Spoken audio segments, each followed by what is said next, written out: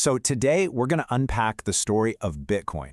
And look, this isn't just about tech or money. It's really a story about a wild idea. An idea that was born out of pure frustration and somehow went from this tiny nerdy experiment to a massive global thing. To really get Bitcoin, you have to rewind the clock. Picture it, 2008. The whole global financial system is absolutely imploding, right? Banks are just going under. People are watching their life savings vanish. And what are governments doing? They're throwing insane amounts of money at the very institutions that caused the problem. So for regular people, it was this feeling of just complete outrage. Like, hang on a second, they mess up and we're the ones footing the bill? The trust in the system, it was gone. Totally shattered. So you've got a world that's just furious. It was the perfect breeding ground for a rebellion, you know? And right in the middle of all that chaos, all that anger, well, it became the perfect spark for someone to come along and suggest a totally new, totally radical way to think about money itself. All right, so this is where our story really kicks off. The spark of rebellion. We're going to look at why Bitcoin was even created. And spoiler alert, it wasn't about making people rich. It was about creating an escape hatch from a system that just felt, well, broken. You know, it's easy to think Bitcoin just popped into existence in 2008, but that's not the whole story. Not even close. It was really built on the shoulders of giants, decades of work by these brilliant cryptographers and cypherpunks. We're talking about pioneers like David Chaum and his DigiCash way back in the 80s, or Nick Szabo's BitGold idea in the 90s. These were like the essential ingredients, the building blocks, that Satoshi Nakamoto would eventually put together for the big breakthrough. So, on Halloween night in 2008 of all nights, this white paper just quietly shows up on an email list for cryptographers. It was called Bitcoin, a peer-to-peer electronic cash system. The author? A totally anonymous person or group called Satoshi Nakamoto. And the idea? I mean, it was simple on the surface, but absolutely revolutionary. It laid out a way for any two people, anywhere on Earth, to send money directly to each other. No banks, no government permission, no middlemen. Just code. And this is where it gets really good. This is what proves it was more than just a tech project. When the very first chunk of Bitcoin, the first block, was created, Satoshi embedded this exact newspaper headline right into the code. Chancellor on brink of second bailout for banks. It wasn't just a timestamp, okay? It was a mission statement. It was a permanent, unchangeable digital middle finger pointed squarely at the old financial world. This was a protest, pure and simple. Okay, so that's the why. A pretty powerful why, right? Now let's get into the how. What was the actual blueprint for this totally new kind of money? The magic behind Bitcoin is a technology called the blockchain. And honestly, the best way to picture it is just as a giant global public notebook. Seriously, every time someone sends Bitcoin, it's like a new line written in this notebook. The trick is, this notebook isn't in one place. It's copied and shared across thousands of computers all over the world. So what happens if someone tries to be sneaky and change an entry?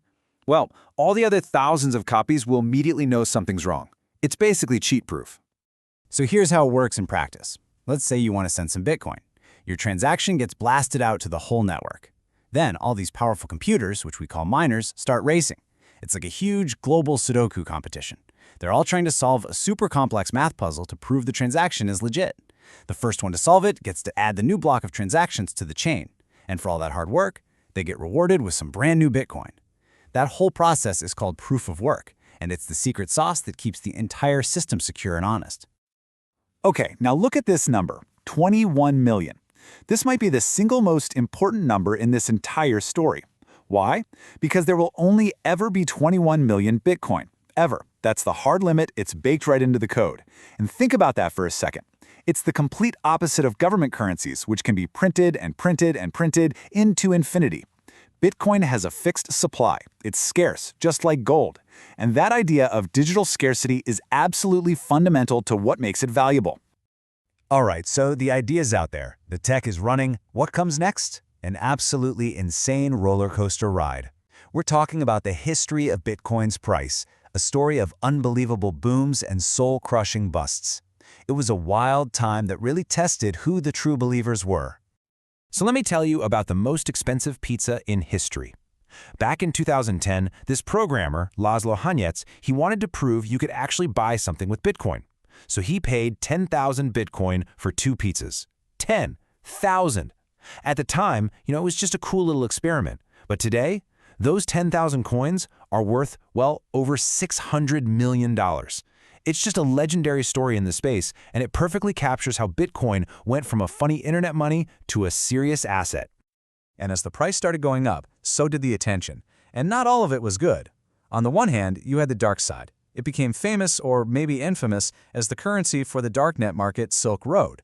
That gave it a pretty shady reputation for a while. And on the other hand, every single time the price crashed, and I mean every time, the media would just come out in force, writing these obituaries, declaring Bitcoin is dead over and over again. And look, let's be real, some of these crashes were just brutal. I mean, you had the collapse of Mt. Gox back in 2014, which was the biggest exchange at the time, gone. Then there was the long, painful crypto winter of 2018, where everything lost like 80% of its value, and of course, more recently, the absolute implosion of FTX in 2022. Each one of these felt like a death blow. The critics were out there sharpening their knives, absolutely certain this time it was finally over. But here's the thing, and this is probably the most important takeaway from that whole chaotic period. The companies built around Bitcoin, like Gox and FTX, they failed miserably. They were centralized points of failure. But Bitcoin itself, the network, it never stopped, not for a second. Through every single crisis, every hack, every headline saying it was dead, a new block was added to the blockchain. Tick-tock, every 10 minutes, just like it was designed to. And that unstoppable resilience, that's the whole point. And that resilience brings us right up to today. This is the latest chapter, where Bitcoin is standing at this massive crossroads.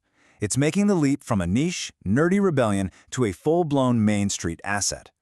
I mean, think about this. In early 2024, something happened that the early Bitcoiners would have called impossible. The US government actually approved spot Bitcoin ETFs. This meant the biggest, most traditional names in finance, we're talking BlackRock, Fidelity, Franklin Templeton, could now sell Bitcoin directly to their customers. The suits had arrived. Wall Street was officially in the game. So you got to ask why. Why are these giants all of a sudden interested? Well, the story around Bitcoin has changed. It's not just seen as this weird internet money anymore. In a world where governments are printing money like there's no tomorrow and inflation is a real concern, a lot of very serious people are starting to see it as digital gold, a hard asset with that fixed supply of 21 million, a potential safe place to park your money when traditional currencies are losing their value. So that's where we are. And it leaves us with a really big question. After more than a decade of all these booms, busts, controversies, and comebacks, has Bitcoin finally done what it set out to do? Has it become that check and balance against the old broken system? Or, now that Wall Street is here, with all its money and influence, is this crazy revolutionary story actually just getting started?